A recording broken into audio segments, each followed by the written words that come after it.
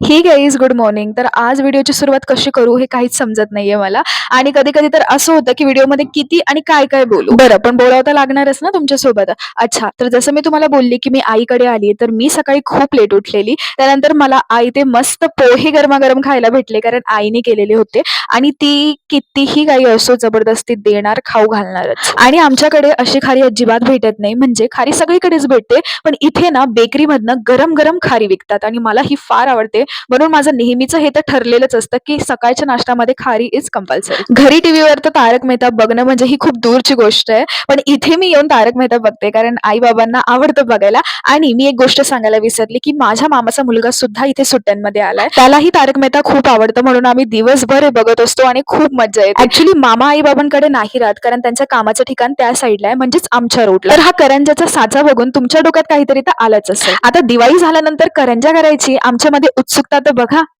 आणि मी सोबत तुम्हालाही सांगणार आहे की आम्ही करंज्या कशा केल्या. आता करंज्यामध्ये जे पुरण असतं ना मध्ये, सर्वात पहिले तर आम्ही ते बनवायला घेतलं. त्याच्यासाठी रवा आम्ही तुपात भाजत गेलो. त्यानंतर अचानक मी तुम्हाला सांगते की मी साचा आणला होता प्लास्टिकचा, बट तो काही आईला आवडला नव्हता. म्हणून मग मी विचार केला की परत दुकानात जाऊन मी तो साचा बदलून दुसराच चांगला मधला घेऊन येईल. तर मध्ये मी तो साचा घ्यायला गेलेली, पुढे तो तुम्हाला दिसणारच. पण हे मी तुम्हाला सांगते की रवा भाजल्यानंतर ना त्यामध्ये आईने खोबरं पण भाजून टाकले. त्यानंतर त्यामध्ये फक्त मनुके आणि चारोळे हे दोन वस्तू वरतून टाकून घेतलेले आणि थोडीशी पिठी साखर टाकलेली. आता पोर्शन जर तुम्हाला पाहिजे असेल तर मला कमेंटमध्ये सांगशाल, मी नक्की देईल, पण मी काय एवढे डिटेलमध्ये नाही सांगत आहे. त्या गिठोळ्या होत्या. ओके. थंड्या पाण्यानं गिठोळ्या होत्या.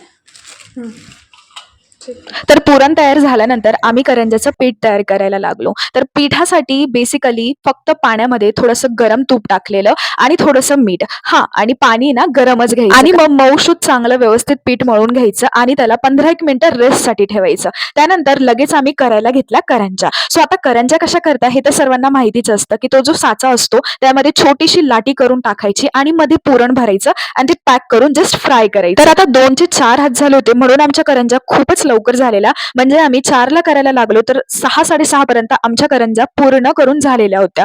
आई करत गेली आणि मी फ्राय करत गेली. सो अशा प्रकारे खूप व्यवस्थित आणि खूप सुंदर अशी करंजी झालेली. तुम्ही बघू शकता. ह्या करंज्या ना मी दुसऱ्यांदा करते, या आधीही मी केलेल्या आहेत, बट यावेळेस पहिल्यांदा मी आईसोबत करत होती, तर मला तिच्याकडनं खूप काही नवीन गोष्टी शिकायलाही भेटलेल्या आहेत. तर करणं ना काही डिफिकल्ट नसतं, ते तर आपण त्याला डिफिकल्ट करून घेतो. तर ह्या प्रकारे करंज्या नक्की ट्राय करून बघा आणि मला नक्की सांगा. आणि मग रात्रीचं डिनर करून मी आज लवकर झोपून घेतलेलं, कारण सतत उभं राहून माझे पाय तर गेलेच होते. Thank you for watching. भेटूयात उद्याच्या व्लॉगला आणि सबस्क्राईब करायला विसरू नका. Bye bye, good night.